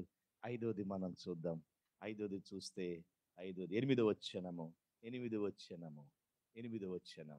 అయితే వాడు, అయ్యా, నేను దాని చుట్టూ త్రవ్వి వెరువు వేయినట్లు ఈ సంవత్సరము కూడా ఉండనిమ్ము. అయ్యా, ఈ సంవత్సరము కూడా ఉండనిమ్మంటే తోట యజమానితో తోటమాలి ఏమడుగుతుందో తెలుసా? వేడుకుంటూ ఉన్నాడు. ఏంటిది? 5వది వేడుకుంటూ ఉన్నాడు. ఏమని వేడుకుంటున్నాడు? అయ్యా, ఈ సంవత్సరము కూడా ఉండనివ్వు. మనం అనుకుంటాం కదా ఒక్కోసారి, నాకెవ్వరూ లేరండి అనుకుంటాం మనం, అవునా? నన్ను ప్రేమించేవారు ఎవ్వరూ లేరండి, నా కొరకు ప్రార్థన చేసేవారు ఎవ్వరూ లేరండి అని మనం అనుకుంటాం. కానీ మన కొరకు ప్రార్థన చేసే ఒక ఆయన ఉన్నాడు. తండ్రి కుడి పార్శ్వాన ఆసీనుడై ఉన్నాడు. హల్లెలూయా, హల్లెలూయా. వేడుకుంటున్నాడంట. నీ కోసం విజ్ఞాపన చేస్తున్నాడంట. అయ్యా ఈ సంవత్సరం ఉండని, దానికి వెరువేస్తానయ్యా నేను. ఏమంటున్నాడు ఆడ? అయితే ఆయన దాని చుట్టూ త్రవ్వి ఎరువు వేయినట్లు ఈ సంవత్సరము కూడా ఉండనిమ్మని వేడుకుంటున్నాడు. ఈ సంవత్సరం ఉండని, దానికి ఎరువేస్తాను నేను ఈ సంవత్సరం. దాని చుట్టూ త్రవ్వుతాను ఈ సంవత్సరం. దానికి నీళ్లు పెడతాను ఈ సంవత్సరం. దానికి ఏం కావాలో అన్నిటిని చూసాను ఈ సంవత్సరం. ఈ సంవత్సరము కూడా ఉండని వేడుకుంటూ ఉన్నాడు. ఎక్కడ వేడుకుంటూ ఉన్నాడు? ఎక్కడ వేడుకుంటున్నాడు ఆయన? తండ్రి కుడి పార్శ్వాన విజ్ఞాపన చేస్తూ ఉన్నాడు. ఈ సంవత్సరం కూడా ఉన్నది. నీకోసం ప్రార్థించే ఆయన ఒక ఆయన ఉన్నాడమ్మా. నీకోసం విజ్ఞాపన చేసే ఒక ఆయన ఉన్నాడు పరలోక రాజ్యములో. తండ్రి కుడిపార్శ్వాన ఆసీనుడై, తండ్రి కుడిపార్శ్వాన కూర్చొని ఆయన నీ కోసం నా కోసం విజ్ఞాపన చేస్తున్నాడు. నీవు నేను ఇంకా ఫలించట్లేదు, నీవు నేను ఇంకా ఫలింపులోనికి రాలేదు, నీవు నేను ఇంకా ఆశీర్వదించబడలేదు. ఆయన చూస్తూ ఉన్నాడు, ఆయన వస్తూ ఉన్నాడు, ఆయన వెదగుతూ ఉన్నాడు, ఆయన వేచి ఉన్నాడు. వ్యర్థమని భావించినా కూడా ఆయన ఐదోదిగా దేవుని వేడుకుంటున్నాడు, తండ్రిని వేడుకుంటూ ఉన్నాడు. ఈ సంవత్సరము కూడా వేడుకుంటున్నాడంటే ప్రార్థన చేస్తున్నాడు. ఈ సంవత్సరము కూడా ఉన్నది. ఎవరి కోసం? ఎవరి కోసం వేడుకుంటున్నాడు ఆయన? నీ కోసం, నా కోసం, మనందరి కోసం తండ్రి కుడిపార్శ్వాన వేడుకుంటున్నాడు. వేడుకుంటున్నాం కనుకనే బ్రతుకుతున్నాం మనం. వేడుకోకపోతే ఇంతే సంగతులు చిత్తగించవాళ్ళు. వేడుకుంటున్నాడు ఆయన. ఎప్పుడు మనం భావించాలి, నాకెవ్వరు లేరని అనుకోవద్దు. నీకొక్క ఆయన ఉన్నాడు. ఆయన నీ కొరకు నిత్యము తండ్రి కుడిపార్శ్వాన చేస్తున్నాడు. ఆయన విజ్ఞాపన చేస్తున్నాడు, తండ్రిని వేడుకుంటున్నాడు. తండ్రి, అయ్యా ఈ సంవత్సరం ఉండని, ఈ సంవత్సరము ఉండని. తండ్రిని వేడుకుంటున్నాడు. ఎవరి కోసం అని తెలుసా? నీ కోసం. నువ్వు ఫలించాలని, నీవు ఫలించాలని,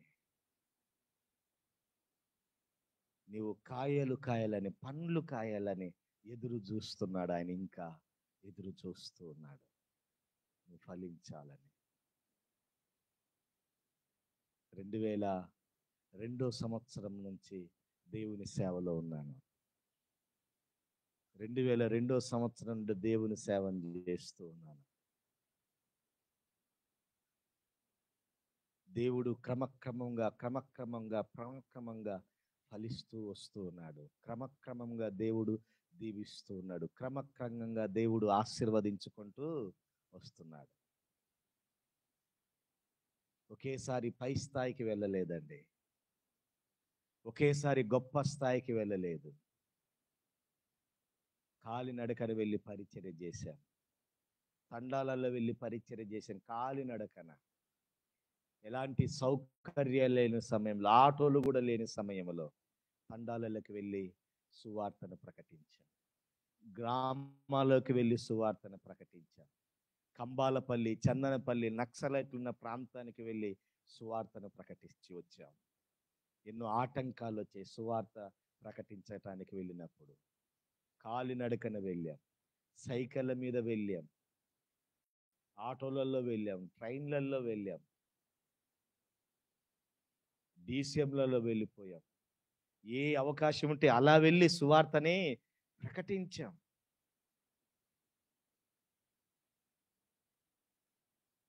దేవుడు చిన్నగా ఆశీర్వదించుకుంటూ ఈరోజు ఈ స్థాయికి తీసుకొని వచ్చాడు. ఒకేసారి ఎవరం కారు కొనమండి, ఒకేసారి ఎవరం గొప్పవారము కాలేము. మనం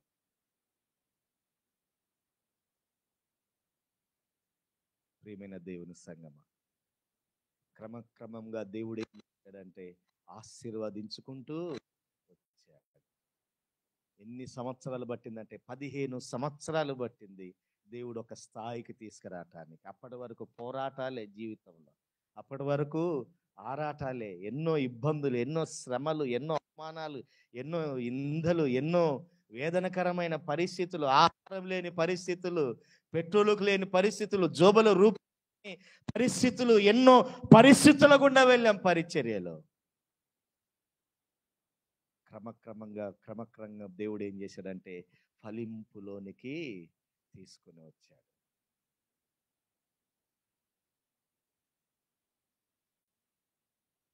జీవితంలో ఎప్పుడైనా ఉన్నది ఉన్నట్టు మాట్లాడటమే నేర్చుకున్నాం, కానీ కల్పించి ఎవరినో మెప్పించుకునే మాటలు ఎప్పుడు నా జీవితంలో ప్రకటన చేయలేదు. ఎవరి దగ్గరైనా తగ్గించుకుంటాను. చిన్నోళ్ళు చెప్పిన వింటాను, పెద్దోళ్ళు చెప్పిన కూడా వింటాను. ప్రియమైన దేవుని వాళ్ళారా, ఉదయకాల సమయంలో దేవుడు ఈ సంవత్సరం ఏమనుకుంటున్నాడు తెలుసా? నువ్వు ఫలించాలి నీ కుటుంబంలో అని ప్రభు ఆశపడుతున్నాడు. నీ కోసం వేడుకుంటున్నాడు ఆయన. ఈ సంవత్సరము కూడా నువ్వు ఫలించాలని అడుగుతున్నాడు. ఈ సంవత్సరము కూడా ఉండనిమ్మయ్యా, నీ కోసం ఆయన బ్రతిమలాడుకుంటున్నాడు. తండ్రిని అడుగుతున్నాడు, ఈ సంవత్సరము ఉండని. ఏమి వేయాలనుకుంటున్నాడు ఆయన? ఎరువేస్తాను, నేను సేద్యం చేస్తాను, నీళ్లను పోస్తాను, అన్ని చేస్తానయ్యా, ఈ సంవత్సరము కూడా ఉండని. మరి ఆయన ఉండాలి అని తండ్రికి విజ్ఞాపన చేస్తూ ఉన్నాడు. మరి నువ్వు ఉండటానికి ఇష్టపడుతున్నావా? ఆరోదిగా ప్రిపేర్ కానీ చెబుతూ ఉన్నాను. ఆరోదిగా క్లైమాక్స్ ఏమి ఇయ్యలేదు ఇక్కడ. ఆరోదిగా విడిచిపెట్టేశాడు. ఇక క్లైమాక్స్ లేదు దీనికి, ఇక అంతేనా? క్లైమాక్స్ లేదు, ఆరోదిగా విడిచిపెట్టేశాడు. చూడండి, ఫలించినా సరే లేని ఎడల నరికివేయమని అతనితో చెప్పాను. విడిచిపెట్టేశాడు. ఇక ఇష్టం, ఇక నీ ఇష్టం. అవకాశం ఇచ్చాడు దేవుడు 25లో, ఈ మొదటి దినం నువ్వు మారు మనసు పొందటానికి, నువ్వు ప్రభు దగ్గరికి రావటానికి ఈ సంవత్సరం దేవుడు అవకాశం ఇచ్చాడు. లేకపోతే ఆయన ఇష్టానికి వదిలేస్తావు. నిర్ణయం నీదే. ఈరోజు ప్రభు నీకు అవకాశం ఇచ్చి ఉండగా ప్రభు సన్నిధిలో నిర్ణయాన్ని తీసుకుంటావా? నీవు ప్రభు సన్నిధిలో, అయ్యా ఈ సంవత్సరము కూడా ఉండనిమ్మని నీ కొరకు ఆయన వేడుకున్నాడు. నువ్వు ఫలించాలని. నువ్వు ఫలించటానికి ఇష్టపడుతున్నావైతే ప్రభు సన్నిధిలో మనం ప్రార్థన చేద్దాం. అందరం కలిసి తలలు వంచుదాం, ప్రభు సన్నిధిలో ప్రార్థన చేద్దాం. నువ్వు బహుగా ఫలించాలి. ఈ సంవత్సరం నువ్వేం కావాలని కోరుకుంటున్నాడు తెలుసా? బహుగా ఫలించాలి. ఆయన వస్తూ ఉన్నాడు, ఆయన వెతుకుతూ ఉన్నాడు, ఆయన వేచి ఉన్నాడు, ఆయన వ్యర్థంగా భావించాడు, ఆయన వేడుకుంటూ ఉన్నాడు. నువ్వు ఫలించాలి, నువ్వు ఫలించాలి. మారు మనసుకు తగిన ఫలము నువ్వు ఫలించాలి. ఈ కొత్త సంవత్సరము, ఈ నూతన సమయములో, నూతన సంవత్సరములో ప్రభు అంటున్న మాట, ఈ సంవత్సరము కూడా ఉండనిమ్మయ్యా అంటున్నాడు. ఈ సంవత్సరము కూడా ఉండనిమ్మని యజమానిని తోటమాలి యేసుక్రీస్తు వేడుకుంటూ ఉన్నాడు. నిర్ణయం నీదే. ప్రభు దగ్గరికి నువ్వు వస్తావా? లేకపోతే ఆయన ఇష్టానికి విడిచిపెట్టేస్తావా? నిర్ణయం నీదే. లోకములో ఉన్న వాటి వైపు ఇన్ని సంవత్సరాలు నువ్వు చూసావేమో, లోకములు ఉన్న వాటి వైపుకు ఇన్ని సంవత్సరాలు నువ్వు పరిగెత్తావేమో, మారు మనసుకు తగిన ఫలములను ఫలించలేదేమో. ప్రభు లేక నువ్వు ఎన్ని ప్రయత్నాలు చేసినా నీ జీవితంలో ఫలింపు రాదు. ప్రభు తోడుగా ఉన్నవారే ఫలిస్తారు. ఆ గృహాలు ఫలిస్తాయి, ఆ దేశం ఫలిస్తుంది, ఆ కుటుంబాలు ఫలిస్తాయి. యేసేపు ఉంటే పోతిఫర్ కుటుంబం దీవించబడింది. అబ్రహాం ఉన్నటువంటి కానాను దేశము ఫలించింది. గెరారు దేశం ఇస్సాకు ఉండటం వల్ల గెరారు దేశంలో ఇస్సాకు బహుగా ఫలించాడు. ప్రభు ఆశ ఏంటో తెలుసా? నువ్వు ఫలించాలి. రానున్న సంవత్సరములో నీ ఉద్యోగంలో నువ్వు ఫలించాలని, నీ వ్యాపారంలో నువ్వు ఫలించాలని, నీ ప్రయత్నాలలో ఫలించాలని, నువ్వెక్కడికి వెళ్ళినా ఫలించే స్థితిలో నువ్వు ఉండాలని ప్రభు సన్నిధిలో ప్రభు ఆశపడుతున్నాడు. ప్రియమైన దేవుని సంగమా, ఫలిస్తావా? ఈరోజు మొదటి సంవత్సరం నీ జీవితంలో ఇప్పటి వరకు ఎన్నో అవకాశాలు దేవుడిచ్చాడు. ఒకవేళ ఈ సంవత్సరం చివరి అవకాశమేమో. రవికుమార్, ఇది నీకు చివరి అవకాశమేమో. లేకపోతే ఈరోజు నీ పేరును బట్టే సహోదరుడా, ఇది నీ జీవితంలో చివరి అవకాశమేమో అని దేవుడు గుర్తు చేస్తున్నాడు. ఆయనను వేడుకో ఈ సమయములో. అయ్యా, ఈ సంవత్సరం నేను మారు మనసు పొందుతానయ్యా. ఈ సంవత్సరం నేను రక్షించబడతానయ్యా. ఈ సంవత్సరం నా పాప జీవితాన్ని విడిచిపెడతానయ్యా. ఈ సంవత్సరం నాయన నీకు నాకు మధ్యలో ఉన్న అడ్డుగోడలు, ఆయాసకరమైనవి, పాప జీవితాన్ని సమస్తాన్ని విడిచిపెడతానయ్యా. నీ దగ్గరికి నేను వస్తానయ్యా అని నువ్వు తీర్మానం తీసుకోగలిగితే, లోబడనొల్లని దినము, లోబడనొల్లని ప్రజల వైపు దినమెల్లా ఆయన చేతులు చాపుతూ ఉన్నాడు. వస్తావా ఈరోజు ప్రభు దగ్గరికి? గడిచిన సంవత్సరం తీసుకున్నావు కానీ జీవించలేకపోయావు. గడిచిన సంవత్సరము బ్రతకాలనుకున్నావు, బ్రతకలేకపోయావు. గడిచిన సంవత్సరం ఎన్నో బలహీనతలు, ఎన్నో పరిస్థితులు నిన్ను ఆవరించి ఉన్నాయి. ప్రభు కొరకు నమ్మకంగా బ్రతకలేకపోయావేమో. అయినా ఈ సంవత్సరం కూడా దేవుడు నిన్ను ఉండనిచ్చాడు. ఈ సంవత్సరమైనా నువ్వు ఫలిస్తావేమని. నిజంగా నువ్వు ఫలించలేని స్థితిలో ఉన్నావా? ఈరోజు ఒక్క ప్రార్థన చేయి. యేసు, ఈ సంవత్సరం నేను నీ కొరకు ఫలిస్తానయ్యా, ఈ సంవత్సరం నేను ఫలిస్తానయ్యా అన్నటువంటి వారు ప్రభు సన్నిధిలో ఒక చిన్న ప్రార్థన చేద్దాం. మనందరం లేచి నిలబడదాం. మనందరము లేచి నిలబడదాం. మనందరము లేచి నిలబడదాం. చిన్న ప్రార్థన చేద్దాం. ఈ సంవత్సరము నేను ఫలిస్తాను. సంవత్సరములో నువ్వు ఫలించాలి. నీ ఫలము నిలిచి ఉండాలి ఈ సంవత్సరం అని ప్రభు కోరుతున్నాడు. ఇందుకోసమే నేను నియమించుకున్నాను, ఇందుకోసమే నేను ఏర్పాటు చేసుకున్నాను, ఇందుకోసం ఈ సంవత్సరము కూడా నిన్ను ఉండనిచ్చాను. నువ్వు ఫలించాలి నా కోసం.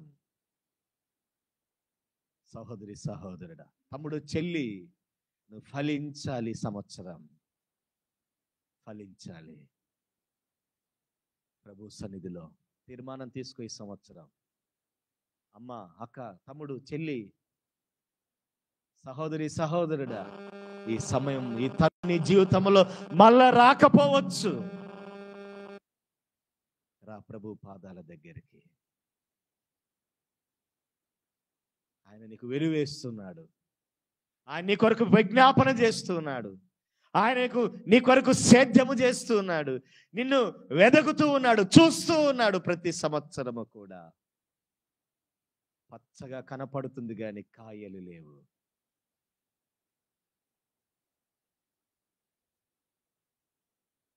రా ప్రభు దగ్గరికి.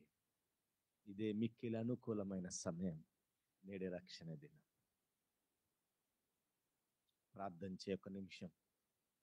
ప్రార్థన చేయొక నిమిషం. ప్రభువా, ఈ సంవత్సరం నేను ఫలిస్తాను నాయన అని సన్నిధిలో చిన్న ప్రార్థన చేద్దాం. అందరం చిన్న ప్రార్థన చేద్దాం. ఈ సంవత్సరం నేను ఫలిస్తానయ్యా, బహుగా ఫలిస్తానయ్యా, బహుగా ఫలిస్తాను. అందరం చెప్పాలి, బహుగా ఫలిస్తాను నాయన. నేను బహుగా ఫలిస్తాను ఈ సంవత్సరం. చెప్పాలి బిగ్గరగా, నేను బహుగా ఫలిస్తానయ్యా, నేను బహుగా ఫలిస్తానయ్యా ఈ సంవత్సరము నాయన. 24లో నేను ఫలించలేదు కానీ నాయన 25లో నేను ఫలిస్తానయ్యా. భౌతికంగానైనా, ఆధ్యాత్మికంగా, అన్ని విషయాల్లో నేను ఫలిస్తానయ్యా. గాయు ఏ విధంగా అయితే ఫలించాడు, ప్రియుడా, నీ ఆత్మ వర్ధిల్లుచున్న ప్రకారం నువ్వు అన్ని విషయాలలో వర్ధిల్లుతూ సౌఖ్యంగా ఉండమన్నాడు దేవుడు. గాయు వర్ధిల్లినట్టుగా నేను అన్ని విషయాల్లో వర్ధిల్లుతాను. భౌతికమైన ఆశీర్వాదాలతో, పర సంబంధమైన ఆశీర్వాదాలతో నేను ఫలిస్తానయ్యా. దైవజెండా, ఈ నూతన సంవత్సరములో నేను ఫలించాలని ఇష్టపడుతున్నాను. నా కొరకు ప్రార్థన చేస్తావా? దైవజెండా, నా కొరకు ప్రార్థన చేస్తావు, నేను ఫలించాలనుకుంటున్నాను అన్నారు. ప్రభుకు చూపించండి. చిన్న ప్రార్థన చేస్తాను మీ కొరకు. చిన్న ప్రార్థన చేస్తాను. ఈ సంవత్సరం నేను ఫలించాలయ్యా నా కుటుంబంలో. నీకు మహిమ రావాలి నాయన. నేను ఫలించుట వలన నీకు మహిమ రావాలి నాయన. తోట మాలి దగ్గరికి ఎవరు రారయ్యా, ఫలించే వ్యక్తి దగ్గరికి అందరూ వెళతారయ్యా.